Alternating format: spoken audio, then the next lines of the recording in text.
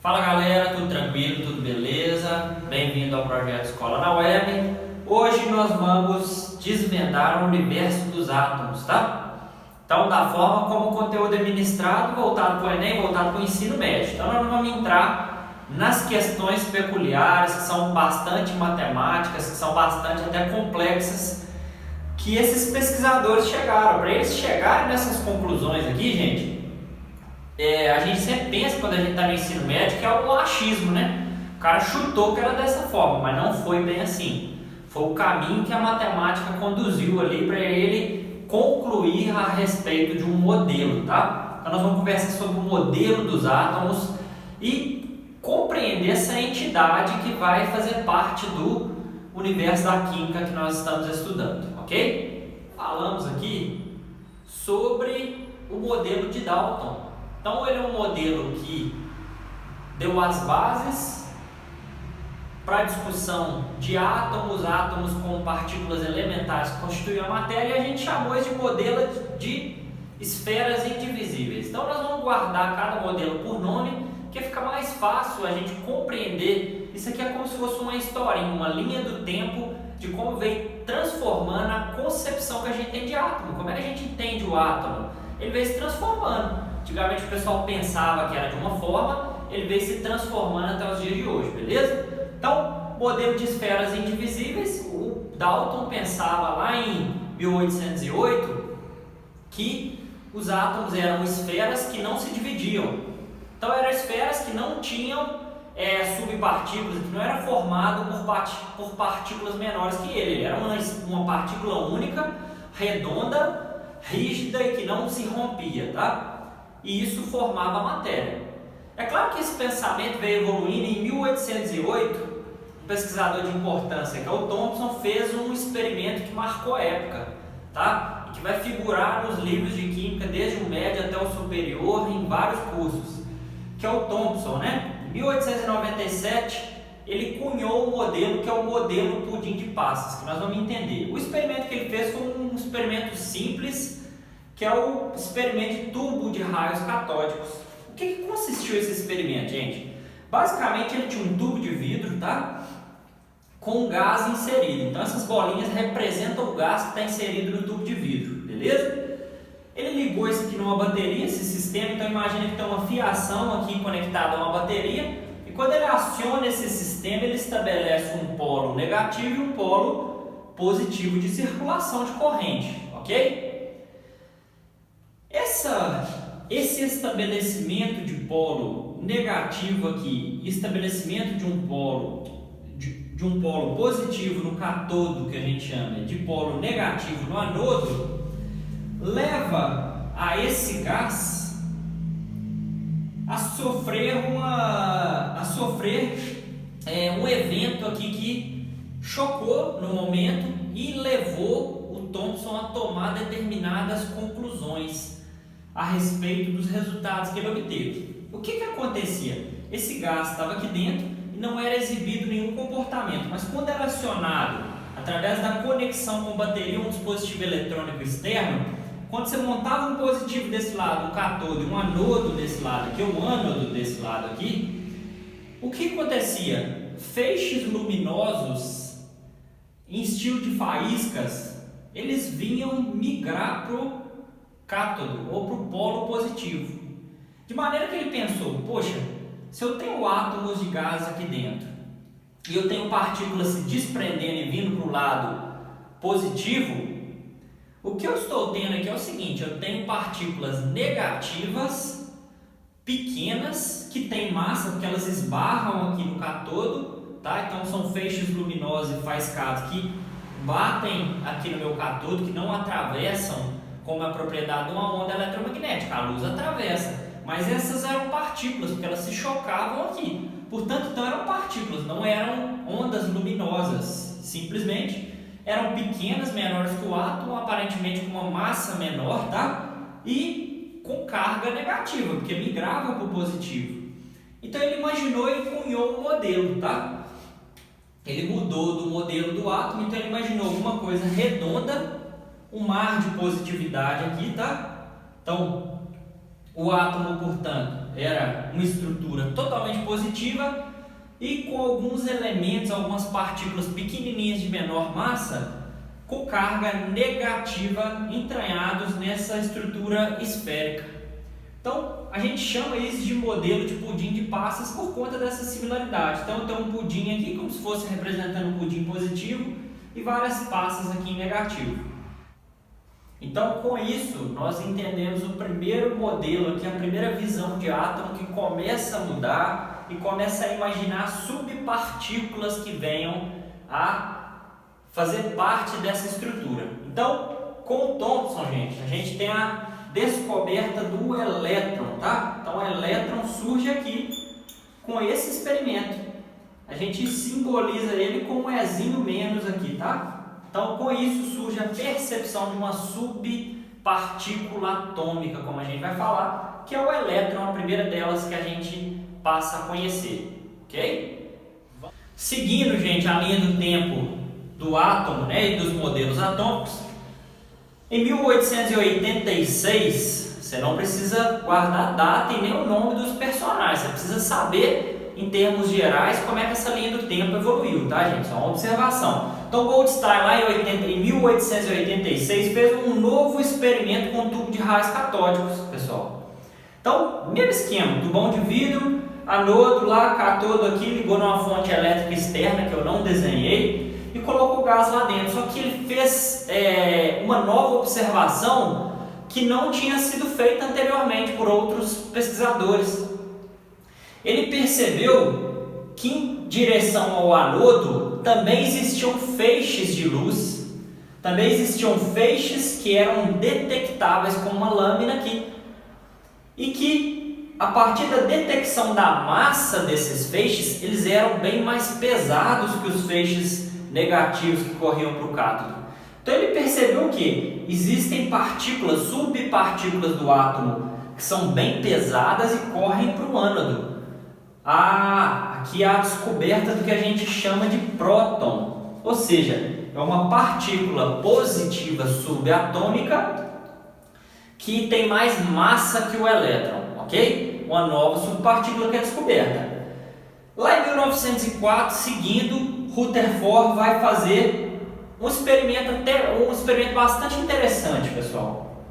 O que ele faz? Nesse momento, nessa época, a ciência já compreendia bem a radioatividade, até com uma certa, claro que não da maneira como a gente compreende de maneira moderna, mas já existiam muitos estudos sobre radioatividade, inclusive descrevendo a carga das ondas de radioatividade que eram liberadas por materiais radioativos. Então, o que o Rutherford fez? Ele sabia que partículas alfa, que é um tipo de partícula radioativa, tá? Que ele conseguia liberar com um bloquinho de chumbo, ele liberaria partículas alfa que tinham característica positiva, que isso já foi o pontapé inicial do experimento dele. Porque ele pensou o seguinte, se eu pego partícula alfa, que é positiva, se ela bater no positivo, ela vai voltar para trás. Mas se ela passa perto de um negativo ou encontra com o negativo, ela pode ser absorvida ou desviada, atraída pelo negativo, né? Os opostos se atraem. E se ela não encontrar nada, ela segue o mesmo caminho dela. Esse foi o pensamento dele. Então o que ele fez? Ele colocou uma lâmina muito fina de ouro, tá? E por que essa lâmina precisou ser tão fina? Para que não houvesse resistência ao atravessamento pelas partículas alfa de radioatividade liberadas pelo chumbo. Então ele colocou um bloquinho de chumbo, uma lâmina de sulfeto de zinco para poder marcar onde tivesse o contato com as partículas alfas, tá? Para ele poder saber onde estava incidindo partícula alfa. É como se fosse um raio-x aqui, usando uma lâmina de sulfeto de zinco. Vamos entender assim. Então o que ele fez? O bloquinho de chumbo ele colocou lá, o bloquinho de chumbo vai decaindo, vai liberando partículas alfa positivas, e aqui ele tem uma lâmina minúscula de ouro. Então eu imagino que eu tenho átomos de ouro aqui, ó. Então tem uma camadinha de átomo de ouro. Partícula positiva vem, uma parte dela segue direto. Inclusive a maior parte delas é essa aqui, ó. Ele percebeu que a maior quantidade delas não sofria desvio. Ela vinha aqui, ó, ela vinha direto. O que isso permitiu a ele concluir? Bom, se eu estou emitindo partícula positiva, o átomo, eu já sei pelos meus antecessores que ele tem partícula negativa e tem positiva. Se ele não está nem desviando e nem retornando, quer dizer que ele está passando no vácuo. Tem um vão ali dentro do átomo. Opa, peraí, então quer dizer que o átomo tem grande parte que é espaço vazio. Ele começou a pensar sobre isso. Então peraí, o átomo parece que tem espaço vazio. Essa é a primeira conclusão dele. A segunda conclusão dele, gente, é que uma parte considerável, mas ainda menor que os que... Aqui o que mais aconteceu na lâmina que ele observa é zero desvio. Em segundo lugar, acontecem pequenos desvios. Então ele imagina, bom, se o átomo tem partículas negativas que vão atrair as partículas alfa que estão passando ali, a partícula alfa, quando vê um negativo aqui e acolá, ela sofre desvios pequenos, que são esses desvios que eu estou vendo aqui, que acontecem até com determinada frequência, menor que o não desviado, mas ainda acontece. Então parece que eu tenho uma grande parte de espaço vazio no átomo, onde passa direto essas partículas alfa, e tenho ali cargas negativas ao redor desse espaço vazio que, hora ou outra, desviam essas partículas alfa. Mas ele concluiu ainda uma terceira coisa. Bom, uma minoria, uma quantidade minúscula de raios alfa foram rebatidos de volta, não atravessaram esses átomos de ouro. Ou seja, eles estavam encontrando o positivo e sendo repelidos de volta. Só que eles foram a quantidade menor possível. Então o Rutherford fez praticamente 3 conclusões bastante importantes para um novo modelo atômico, que a gente vai chamar de modelo do sistema solar, que é um modelo que ficou na cabeça, que geralmente quando a gente pensa em átomo, esse modelo pegou tanto que a gente lembra do modelo do sistema solar. Embora, a gente vai ver que mais para frente tem várias inovações, várias adequações desse modelo que não representa bem a realidade. Mas ainda assim, esse modelo, digamos que entre os antecessores, ele é o que mais chegou perto do que hoje a física aparentemente enxerga como o átomo, né? O que ele imaginou? Existia um núcleozinho bem pequenininho, dotado de muita massa, mas era minúsculo, porque ele fazia retornar poucas partículas alfa. Então devia ser alguma coisa bem pequena. A probabilidade de encontrar com esse pequenininho lá no núcleo era bem pequena e por isso tinham poucos raios positivos voltando.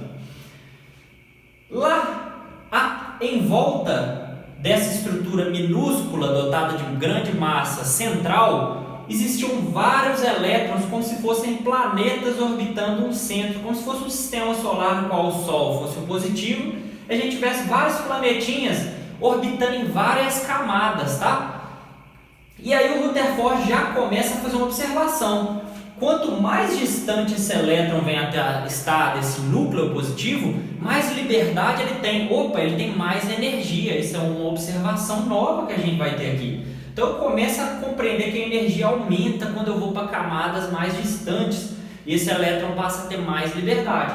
Então quando eu penso nesse modelo, esse modelo já começa a aproximar bem do que a ciência moderna descreve como o modelo atômico atual, mas ainda falta algumas coisas que nós precisamos complementar. Então esse é o modelo de sistema solar, tá, do Rutherford, observado a partir desse experimento, e essa é a descrição dele. Caminhando, o Rutherford lá naquele experimento que a gente comentou, ele já imaginava que se existiam partículas positivas e negativas, deveria existir na união dessas duas uma partícula neutra, mas naquele momento ele não conseguiu demonstrar isso, ficou na especulação. Coube a esse cidadão aqui, ó, chamado Chadwick, lá em 1932, demonstrar que existia uma partícula que não era dotada de carga. Pô, mas como assim? Não tinha carga, mas tinha massa? Tinha massa igual a do próton, unitária. Só para a gente compreender, a gente dá massa unitária para o próton, unitária para essa nova subpartícula que nós estamos comentando do átomo, e o elétron tem uma massa bem pequenininha, na ordem de 1 dividido por 1800 e pouco, tá?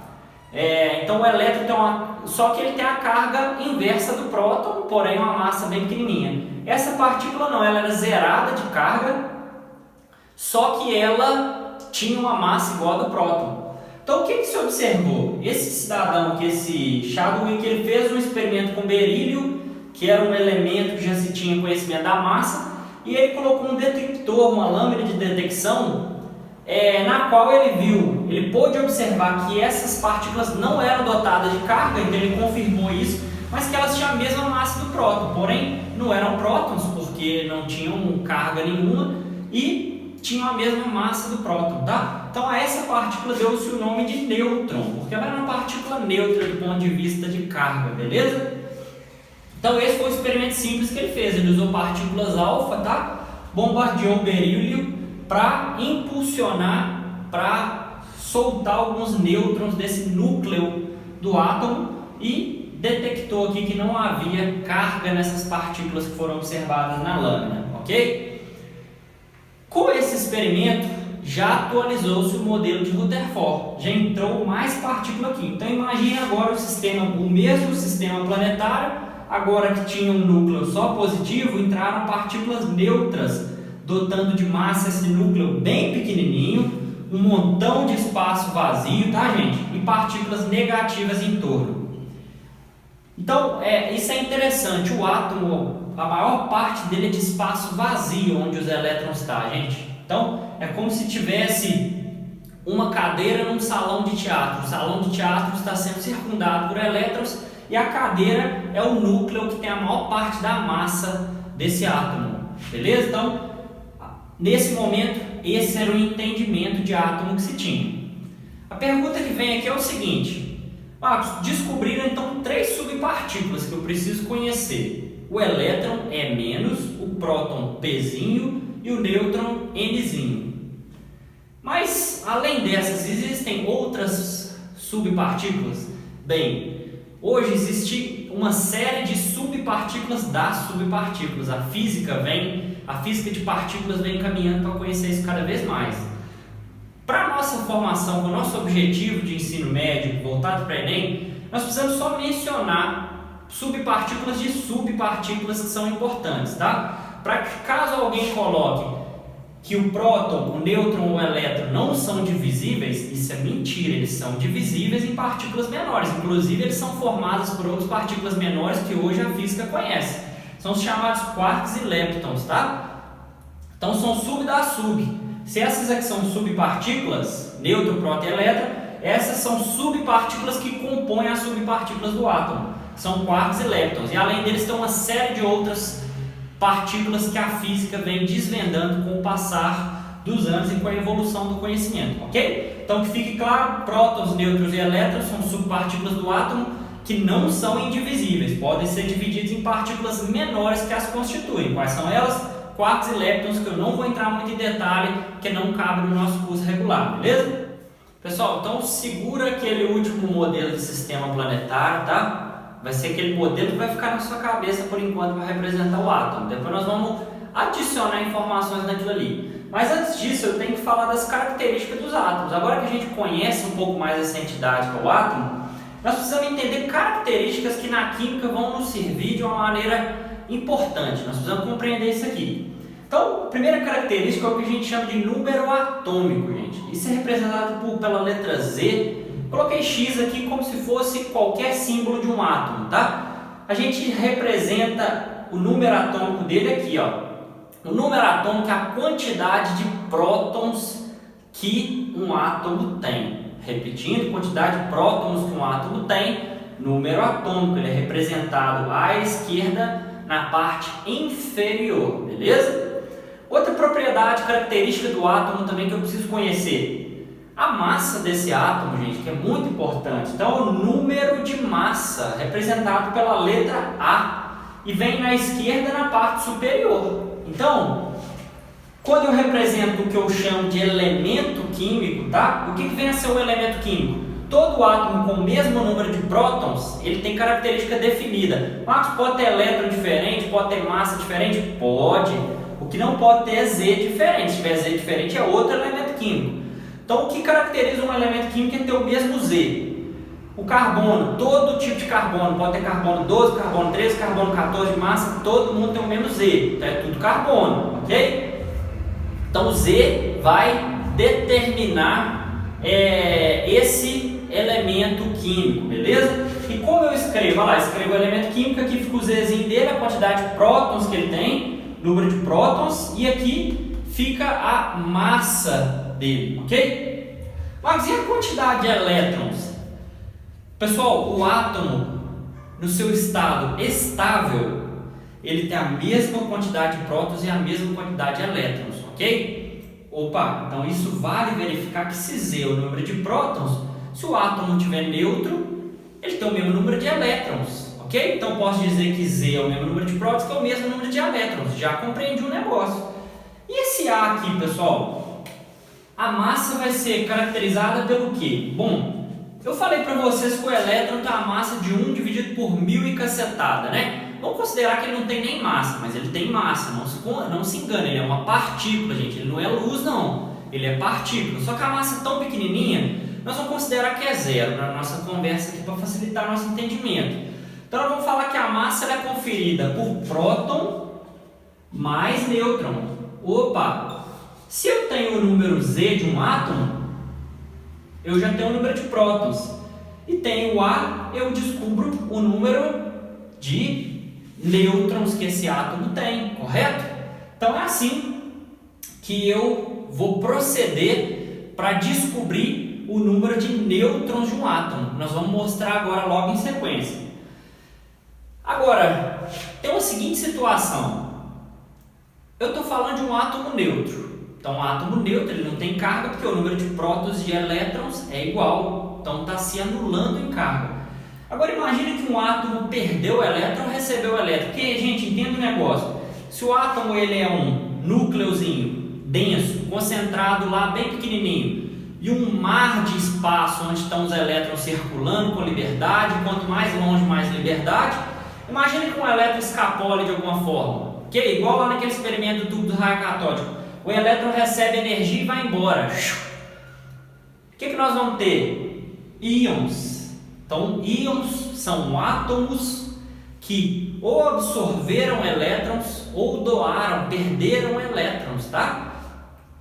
Se um átomo, gente, ele perde elétron, o elétron é negativo. Se ele perde um elétron, ele fica positivo, igual o sódio aqui, ó, Na+. A gente representa com maisinho aqui em cima do símbolo do elemento químico.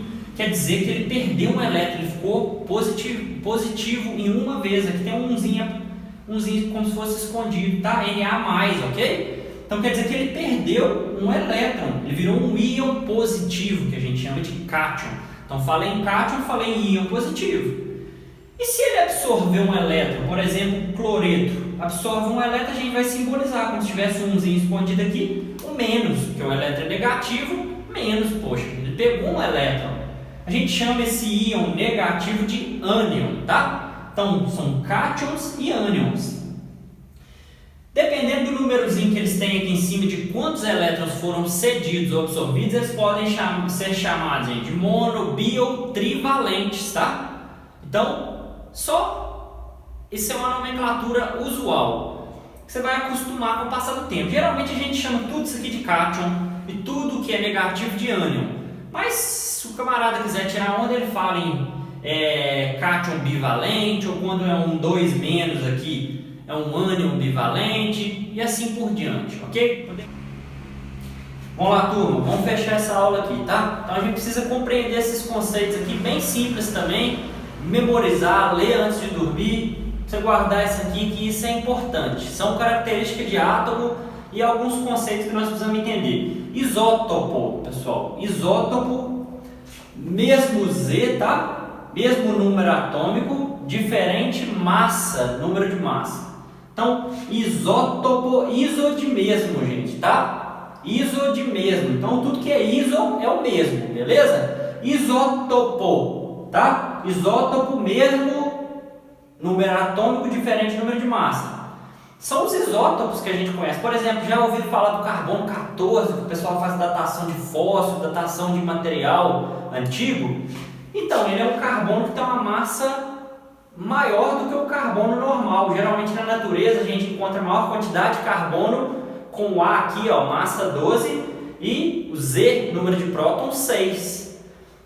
Só que existe na natureza uma pequena quantidade de carbono com massa 14, tá? Ele ainda continua sendo carbono? É claro, porque o que determina o elemento químico é o número atômico, mas ele é carbono 14, em massa ele tem 2 nêutrons a mais, beleza? Então observe, continua sendo carbono, só que ele é um isótopo, são carbonos isótopos, tem o mesmo Z, continua sendo o mesmo elemento químico, porém tem diferente número de massa. Isobaro, baro vem de massa, né, gente? Então, isóbaro, de mesma massa. Então, tem o mesmo A, diferente Z, tá? Então, diferente Z. Então, por exemplo, o cálcio e o argônio aqui. 2 exemplos. Olha lá, eu tenho a mesma o quê? Tem o mesmo A, gente, aqui, ó. Tem o mesmo A. Pô, a massa deles é igual a massa, 40. Pode conferir se tiver uma tabela periódica. Quando eu olho lá para o número atômico, um é 20 e o outro é 18. São o mesmo elemento químico? Não. Um é cálcio, o outro é argônio. Mas eles têm uma semelhança, mesma massa. Coincidiu de no núcleo deles ter a mesma quantidade de nêutrons e a mesma quantidade de prótons. Portanto, isóbaros, beleza? Isótonos.